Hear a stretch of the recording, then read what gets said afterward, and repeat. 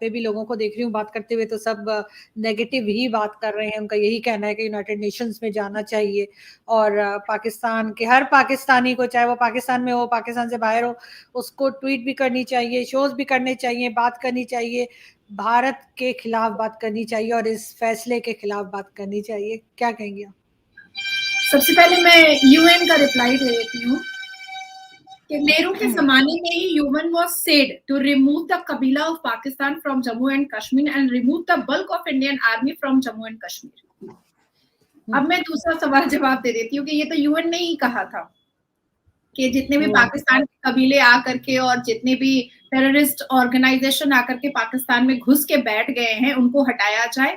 Even Indian army के भी जो बल्क ऑफ इंडियन आर्मीज आए हुए हैं 370 जब लगा था कश्मीर में, तो उसको भी हटाया जाए। जैसे 100 अगर आर्मीज है तो उसको 10 किया जाए, ऐसे अफरा तफरी का माहौल ना बनाया जाए। ये तो यूएन ने ही कहा था और नेहरू को कहा था। नेहरू ने लिखित रूप में ये बात दी थी कि 370 टेम्पररी है। ये नेहरू ने खुद लिखित रूप में दिया था। 1951 में पहला असेंबली इलेक्शन हुआ था जिसमें नेहरू ने ये कहा था कि आने वाले वक्त में राष्ट्रपति अगर चाहे तो 370 हटाया जा सकता है। भाई ये बात तो लिखित है और नेहरू जी की चिट्ठियां हैं भाई। अब बात आती है कि 370 पर जो भी मातम मनाया जा रहा है, जो भारत के मुसलमान कर रहे हैं या विरोधी दल के नेता कर रहे हैं या पाकिस्तान के लोग जो मातम कर रहे हैं और चूड़ियां तोड़ रहे हैं, तो according to the constitution article 370 was a temporary provision in the constitution. ये संविधान में लिखा हुआ है। ऐसा नहीं है कि चीफ जस्टिस ऑफ इंडिया ने मोदी जी के कान में कुछ विस्पर किया और फुसका और उन्होंने कहा हाँ ठीक है ठीक है ठीक है। नहीं, ऐसा नहीं है। ये मैं आपको तब से बता रही हूँ जब आजादी हुई है, तब से लेकर मैं आज की बात कर रही हूँ। और मैं यूएन की बात तब कर रही हूँ जब नेहरू था और आज मोदी जी हैं। तो तब यूएन ने एक्शन लिया था और आज अमित शाह जी ने एक्शन लिया। देखिए, आज तो ऐसा दिन है कि अंबेडकर जी की जो आत्मा है, डॉक्टर श्यामा प्रसाद मुखर्जी जी की जो आत्मा है, सरदार पटेल जी की जो आत्मा है, आज सुकून हुई होगी, आज संतुष्टि पाई होगी, क्योंकि जिसने संविधान लिखा अंबेडकर जी ने, वो भी 370 के खिलाफ थे, बिल्कुल 370 के खिलाफ थे कि ये नहीं होना चाहिए। हालांकि जौनपुर में लगा था, हालांकि जूनागढ़ में लगा था, तो उसको तो रिमूव किया गया। पर कहीं ना कहीं सरकारी पैसे को जो बंदरबाट मुफ्ती परिवार और अब्दुल्ला परिवार कर रहा था, उस पर आज सुप्रीम कोर्ट ने मोहर लगाई कि नहीं, ये बंदरबाट होने नहीं दिया जाएगा। सरकार का पैसा सिर्फ और सिर्फ जनता के हित में लगना चाहिए। अब देखिए, सुप्रीम कोर्ट ने जो भी निर्णय लिया है और जो ये ऐतिहासिक जो वर्डिक्ट हुआ है, जो आने वाले वक्त में हमारे बाल बच्चे जो हैं वो सुनहरे शब्दों से और सुनहरे अंदाज में पढ़ेंगे। सुप्रीम कोर्ट ने क्या कहा कि एक बार 370 हट गया, जो टेम्परेरी ही था। अब जो जम्मू एंड कश्मीर है वो भारत की जमीन है और भारत का हिस्सा है और इसको कोई नहीं डिनाई कर सकता है। No one can deny the president of Bharat decision on 370। अब आता है 370 वाज टेम्परेरी। ये मैं वो बुलेट पॉइंट आपको दे रही हूँ जो चीफ जस्टिस ऑफ इंडिया ने पढ़ा है चेयर पर बैठ करके। राष्ट्रपति have power and authority to take decision on 370। ये नेहरू ने भी बोला था और हमारे चीफ जस्टिस जी ने भी बोला है। Supreme court allows to election Vidhansabha on September 2024। सितंबर 2024 तक आप अपना इलेक्शन करो। अब बात आती है कि जाहिर सी बात है कि टुकड़े टुकड़े गैंग जो भारत में रह रहे हैं उनके लिए भी मातम वाला दिन है। अब जाहिर सी बात है कि आयोडेक्स मूवमेंट जो है वो भारत के उन विरोधी दल मुसलमानों के लिए भी है और पाकिस्तान के लिए तो है ही है। अब बात आती है कि 1989 में और 1999 में क्या यासिन मलिक क्या बेनजीर भुट्टो के कहने पर नरसंहार और जेनोसाइड नहीं किया था? किया तो था। क्या लश्कर तैयबा एक टेररिस्ट ऑर्गेनाइजेशन क्या जम्मू कश्मीर के आबो हवा को खूनी रंग नहीं दे दिया था? दिया तो था। क्या कश्मीरी पंडितों की करोड़ों की संपत्ति क्या नहीं लूटी गई थी और ये अब्दुल्ला और मुफ्ती फैमिली ने उसका नाजायज फायदा नहीं उठाया था? उठाया था। क्या शिकारे वाले के पैसे पर लंदन में घर और अमेरिका में बंगलो, क्या कश्मीर में जो बैठ करके सियासत कर रहे थे, क्या उन्होंने नहीं लाभ उठाया? बिल्कुल उठाया। एकदम उठाया। क्या मुफ्ती परिवार और क्या अब्दुल्ला परिवार को ये बात नहीं पता थी कि आर्टिकल 35A चोर के रास्ते से आया था, ना उसमें पार्लियामेंट के अंदर कोई वोटिंग हुई थी और ना ही कोई अमेंडमेंट हुआ था, तो आर्टिकल 35A का इम्प्लीमेंटेशन हुआ कैसे जम्मू कश्मीर में? जब कोई वोटिंग ही नहीं हुई, जब कोई प्रक्रिया ही नहीं हुई, जब कोई कानून आर्टिकल 35A बना ही नहीं, तो उसको इम्प्लीमेंट आपने लफ्जों से और हवाबाजी से कैसे कर दिया? बात यहां पर हो जाती है। अब बात आती है कि इस वर्डिक्ट को आने से पहले ही कपिल सिब्बल साहब ने एक ट्वीट किया था कि हम हार चुके हैं, कुछ जंगें हारने के लिए ही लड़ी जाती हैं। तो उनको भी पता था, क्योंकि संविधान की जानकारी कपिल सिब्बल साहब को बहुत है, मैं जानती हूँ इस बात को। सलमान खुर्शीद साहब को मैंने उनके साथ काम किया हुआ है, सलमान खुर्शीद साहब जी के साथ, जब मैं भारतीय जनता पार्टी का एक पार्ट नहीं थी, तब मैंने उनके साथ काम किया हुआ है, मैं उनके साथ बैठी हुई हूँ, मैंने उनके अनुभव को समझा है। तो सलमान खुर्शीद साहब जी जो कांग्रेस के बड़े चेहरा है, क्या उनको नहीं पता है कि आर्टिकल 370 जो था वो टेम्परेरी ही था? ये तो उनको भी पता था। आज महबूबा मुफ्ती सारे इंडियन नेशनल चैनल्स पर रो रही हैं। क्यों रो रही हैं आप? क्यों आप मुसलमानों को भड़का रही हैं कि भारत भी ऐसे पोजीशन पर आ सकता है? बिल्कुल भारत को ऐसे पोजीशन पर आना चाहिए, क्योंकि 4 साल में जम्मू कश्मीर में जो उन्नति हुई है, जो डेवलपमेंट हुआ है, इसको कोई नहीं इनकार कर सकता है, कोई भी इनकार नहीं कर सकता। मैं तो आंकड़े लेकर के बैठी हुई हूँ कि कितने करोड़ रुपए जम्मू कश्मीर में परमिट किए गए और कितनी सुविधाएं जम्मू एंड कश्मीर को दी गई हैं।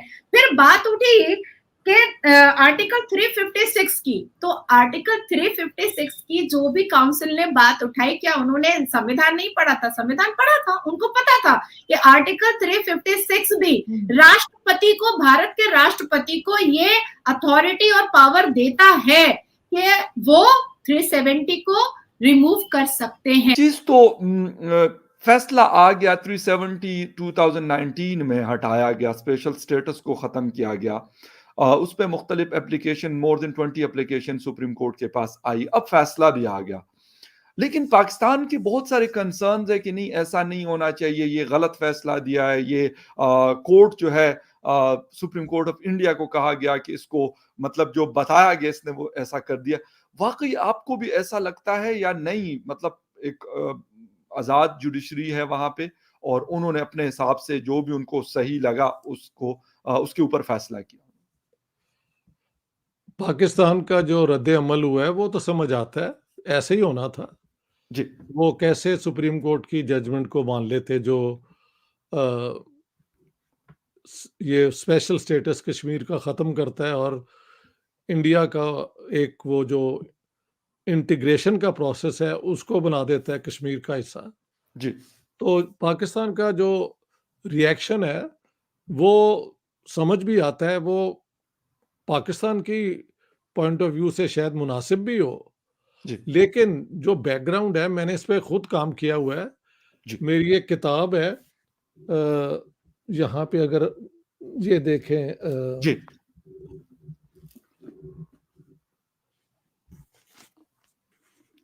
बिल्कुल सही, बिल्कुल सही। कंटेम्परेरी साउथ एशिया, जी, nation and ethnicity in contemporary South Asia. जी।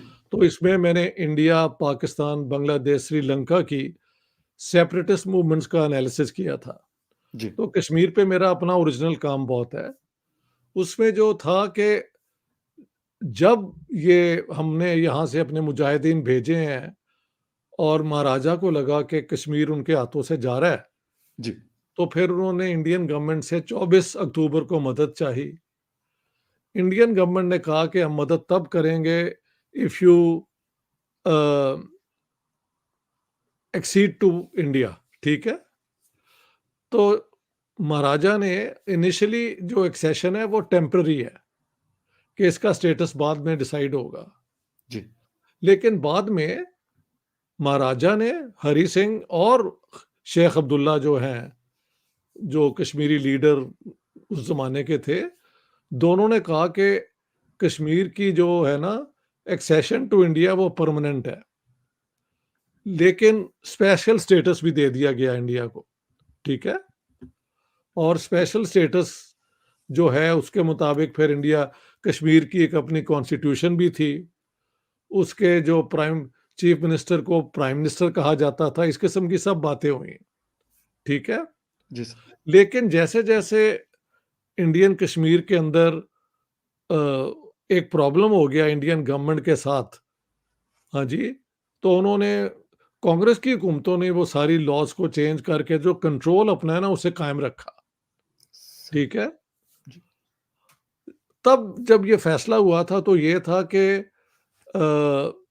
ये जो स्पेशल स्टेटस है ये टेम्पररी है, ये भी है वहां लिखा हुआ था, और इसको परमानेंट, इसको जब भी चाहे प्रेसिडेंट ऑफ इंडिया जो है वो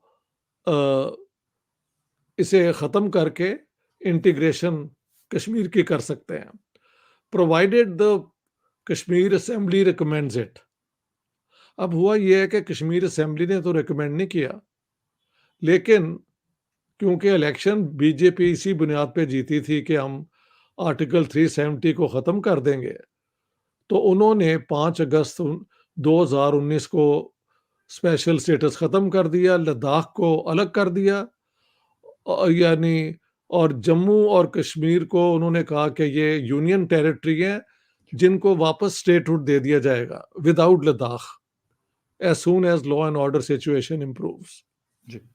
तो अब उन्होंने ये फैसला जो किया तो उसके अंदर बजाय कश्मीर असेंबली के डिमांड पे गवर्नर की रिकमेंडेशन पे उसे उसका स्पेशल स्टेटस खत्म किया गया।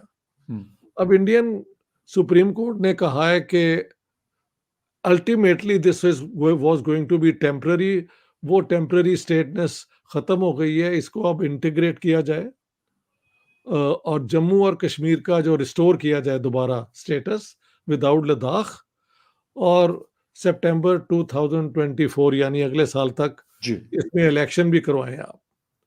राइट। अब पाकिस्तान का जो रिएक्शन है वो यही होना था जो आप बता रहे हैं, हाउ कुड दे एक्सेप्ट। लेकिन मेरी अपना पॉइंट ऑफ व्यू ये है कि हकीकत क्या है, हकीकत तो ये है कि महाराजा ऑफ कश्मीर जो है वो इंडिपेंडेंट रहना चाहते थे, ठीक है। जी। हमने जब मुजाहिदीन भेजे, पहले पुंछ में वो अपराइजिंग हुई, फिर मीरपुर और मुजफ्फराबाद में हिंदुओं सिखों पे बड़े हमले हुए, फिर जम्मू के अंदर मुसलमानों पे बहुत हमला हुआ महाराजा की फोर्सेस का, और जी। लाखों जो हैं वो जम्मू के सियालकोट के तरफ आ गए। ये सारा इट्स टू वेल नोन, ठीक है। तो उससे पहले 1 नवंबर 1947 को गवर्नर जनरल माउंटबेटन, इंडिया के तब गवर्नर जनरल थे, ही केम टू लाहौर, और उन्होंने कहा हम 3 जगह पे ना प्लेबिसाइट खिला लेते हैं, जूनागढ़ में, हैदराबाद में और कश्मीर में। जिन्ना साहब रिफ्यूज्ड। इसके बाद दिसंबर 1947 को प्राइम मिनिस्टर लियाकत अली खान और उनके एडवाइजर चौधरी मोहम्मद अली वो दिल्ली गए, वहां पे कश्मीर जूनागढ़ की बातें शुरू हो गई। तो सरदार पटेल जो होम मिनिस्टर थे उन्होंने कहा why do you keep talking about Junagadh, we settle Kashmir and Hyderabad, you keep Kashmir, we keep Hyderabad. वो चौधरी मोहम्मद अली ने अपनी किताब इमरजेंस ऑफ पाकिस्तान में पूरा लिखा है। बाद में उसी आर्ग्यूमेंट की बुनियाद पे जो आज़ाद कश्मीर के प्रेसिडेंट रहे हैं KH खुर्शीद, जो कि मोहम्मद अली जिन्ना के प्राइवेट सेक्रेटरी भी थे 44 से लेके सितंबर 47 तक, उन्होंने जाके चौधरी मोहम्मद अली को कहा कि ज़रा बताएं उसकी बैकग्राउंड। तो उन्होंने कहा 22 दिसंबर को जब ये ऑफर आई तो मैं जिन्ना साहब के पास लेके गया कि भाई ये इंडिया से ऑफर है। जिन्ना it seems was not interested. Jinnah, the clever tactician, it seems was playing for some higher stakes on Kashmir, but obviously he did not succeed. जिन्ना साहब का क्या ख्याल था कि यार हमने लड़ के कश्मीर तो ले ही लेना है, इनके जो वो मुजाहिदीन गए हुए थे ना, इनको खबरें आ रही होंगी जो झूठ बोला जाता है कि जी हम तो बस यहाँ पहुंच गए हैं, ये हो गया, यूं हो गया। शुरू में इनको एडवांटेज भी हुआ, लेकिन बारामूला में जाके ये रुक गए। वो जो ट्राइबल आए हुए थे उन्होंने लूट मार शुरू कर दी, तो वो इनका वो फिर इंडियन 27 तारीख को लैंड कर गए, 26 को साइन कर दिया था महाराजा ने एक्सेशन टू इंडिया, जो तब टेम्पररी था। बाद में शेख अब्दुल्ला जो प्राइम मिनिस्टर बने इंडियन कश्मीर के, और महाराजा हरि सिंह दोनों ने मान लिया कि ये परमानेंट है हमारी एक्सेशन। अभी आपसे बात करने से पहले मैंने फारूक अब्दुल्ला की भी बात सुनी है। उन्होंने कहा कि कश्मीर जो है वो उसकी इज पार्ट ऑफ इंडिया, इसमें कोई शक। 370 का मकसद भी असल में अगर आप देखें तो ये था कि हिंदुस्तान और जो जम्मू कश्मीर है उसके दरमियान वर्किंग रिलेशनशिप को किस तरह से डेवलप किया जाए। कॉन्स्टिट्यूट असेंबली भी इसीलिए बनाई गई थी, वो मखसूस हालात थे, जंगी हालात थे। उस वक्त पाकिस्तान ने हमला कर रखा था और हमले के फौरन बाद की ये सूरत हाल थी। तो ये उस वक्त भी यही इसमें कहा गया था कि ये एक आर्जी जो है टेम्परेरी अरेंजमेंट है, आर्जी अरेंजमेंट है और इसको खत्म किया जा सकता है। लेकिन उसको खत्म नहीं किया गया और उसकी वजह से बहुत सारी मुश्किलात पैदा हुई जम्मू कश्मीर में। सबसे बड़ी जो है वो ये हुई कि जो सो कॉल्ड रिप्रेजेंटेटिव डेमोक्रेसी है उसको बहुत मिसयूज किया गया, क्योंकि जितनी भी फंडिंग आती थी दिल्ली से वो आती थी डायरेक्ट असेंबली में और वहां पे वो आगे पीछे हो जाती थी, जिसकी वजह से श्रीनगर जैसे शहर में कई ऐसे इलाके थे जो गुर्बत में बस रहे थे। लद्दाख का हक भी बहुत हद तक मारा जा रहा था। तो और फिर ये कि इसके अंदर मॉडर्न जो डे एंड एज के तकाजे हैं वो भी पूरे नहीं होते। मिसाल के तौर पर आज के दौर में कौन कहता है कि हमारे इलाके में बैरूनी सरमायाकारी ना हो। मतलब सारा झगड़ा ही इस चीज का चल रहा है कि जी हमारे पास इन्वेस्ट करो, हमारे पास इन्वेस्ट करो, लेकिन जम्मू कश्मीर में आप इन्वेस्ट नहीं कर सकते। सिर्फ वही बंदा इन्वेस्ट कर सकता है जो जम्मू कश्मीर से ताल्लुक रखता है, और वो तादाद ऐसे लोगों की जो इन्वेस्ट कर सकते हैं बहुत कम थी। यही वजह है कि सिवाय फलों के बागात के और कोई बड़ी ऐसी इन्वेस्टमेंट नहीं आ रही थी जो एम्प्लॉयमेंट जनरेट कर सके, और उस एम्प्लॉयमेंट के नतीजे में जो है वो जम्मू कश्मीर के अवाम की बाइंग पावर में इजाफा हो। लिहाजा वो एक सर्कुलेशन ऑफ वेल्थ जो है जम्मू कश्मीर में वो वहां पे मौजूद नहीं था फिनोमेना। तीसरी चीज ये है कि स्टेट सब्जेक्ट रूल। देखिए स्टेट सब्जेक्ट रूल जो है वो महाराजा हरि सिंह ने मुतारफ कराया था 1927 में, और उसकी बहुत सारी वजूहत थी। एक तो उसकी वजह ये थी मेन कि जो अंग्रेज चाह रहे थे कि यहाँ की डेमोग्राफी को चेंज किया जाए और पंजाब से बहुत ज्यादा लोगों को यहाँ भेजा जा रहा था आबाद करने के लिए, उसको चेक एंड बैलेंस उसका करना था। दूसरा, अंग्रेज खुद जो है वो चाहते थे हमेशा से कि जम्मू कश्मीर के ऊपर किसी तरह से उसी तरह हाथ साफ किया जाए जैसे उन्होंने सिख एम्पायर पे किया था जब उन्होंने 1846 से लेके 1849 तक जंग की और सिख एम्पायर का खात्मा किया। तो ये वो चीजें थी। आज के दौर में आप देखें कि ये जो स्टेट सब्जेक्ट रूल की तरह के कवानीन यूरोप में भी थे, लेकिन वो खत्म किए इसलिए कि आपको बड़े पैमाने पे आप अगर सरमायाकारी करते हैं तो फिर आपको आपकी अपनी जो लेबर है वो कम पड़ती है, तो आपको फिर बाहर से लेबर लानी पड़ेगी। तो उसमें स्टेट सब्जेक्ट रूल जो है वो फिर एक रुकावट है। और दूसरा ये है कि आप हिंदुस्तान में कहीं भी जाके रह सकते हैं। देखिए ना, आप महाराष्ट्र चले जाएं, बिहार चले जाएं, उड़ीसा चले जाएं, दिल्ली चले जाएं, तो आपको कोई रोक टोक नहीं है। आप वहां जायदाद भी खरीद सकते हैं, आप वहां पे बिजनेस भी खोल सकते हैं। लेकिन इंडिया के दूसरे इलाकों से लोग जम्मू कश्मीर में आके ना रह सकते हैं ना बिजनेस कर सकते हैं, तो ये अब ऑब्सोलीट हो चुकी हैं। लेकिन दूसरी तरफ सो कॉल्ड आजाद कश्मीर और गिलगित बल्तिस्तान में जो है वो स्टेट सब्जेक्ट रूल का होना बहुत जरूरी है, क्योंकि ये इलाके जो है यहाँ इनका अभी फैसला होना बाकी है, और उसमें पाकिस्तान ने बड़े पैमाने पर जो है वो पख्तूनख्वा से, खैबर पख्तूनख्वा और पंजाब से लोगों को लाके आबाद किया।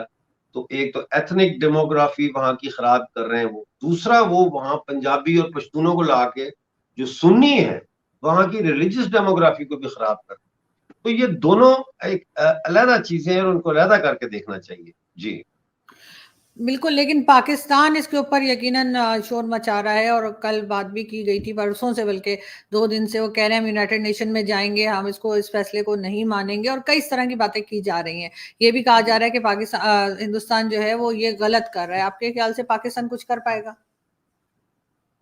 पाकिस्तान शोर कर पाएगा, वावेला कर पाएगा, और पाकिस्तान जो है खास तौर पर पाकिस्तानी कब्जे वाले जम्मू कश्मीर और गिलगित बल्तिस्तान के लोगों को ये तासुर देगा कि जैसे कश्मीर की खुद मुख्तारी खत्म हो गई है, कश्मीर की आज़ादी खत्म हो गई है, 370 खत्म हो गई। हालांकि हकीकत बिल्कुल इसके बरक्स है। 370 और 35A के खत्म होने से कश्मीर की खुद मुख्तारी में इजाफा हुआ है। फिर पाकिस्तान कहता है कि कश्मीर की शनाख्त खत्म हो गई। भाई शनाख्त कैसे खत्म हो? जम्मू कश्मीर का नाम तो तब्दील नहीं किया, कश्मीरी तो कश्मीरी है, वो वहां रह रहे हैं, उनकी शनाख्त है, उनकी जुबान है, बल्कि कई जुबानें जो है वो 370 खत्म होने के बाद उनको सरकारी जुबान का दर्जा दिया गया है, जो लोकल इंडिजिनस लैंग्वेज है। दूसरी तरफ पाकिस्तानी ऑक्युपाइड जम्मू कश्मीर में उन्होंने पहाड़ी, गोजरी, ये जुबानें जो थी इनको बिल्कुल खत्म कर दिया है, और अब तो जो लिस्ट होती है सेंसस की, यानी मरदमशुमारी की, उसमें से तो इन्होंने हमें हमारा खाना ही निकाल दिया है, हमें पाकिस्तान के खाने में डाल दिया। तो ये सब एक झूठ का पलंदा है, और आज की जो लड़ाई है जिसको साइबर वॉर कहते हैं या फिर जनरेशन वॉर कहते हैं, वो है ही झूठ के, कि किसका झूठ जो है वो सबसे ज्यादा सर चढ़ के बोलेगा। जी मेरी बात सुनने के लिए धन्यवाद। कृपया ऐसी रोमांचक समाचार समीक्षाओं के लिए हमारे चैनल को लाइक, शेयर और सब्सक्राइब करें। और जैसे ही हम कोई नई वीडियो पोस्ट करें, अगली नोटिफिकेशन के लिए बेल आइकॉन दबाएं।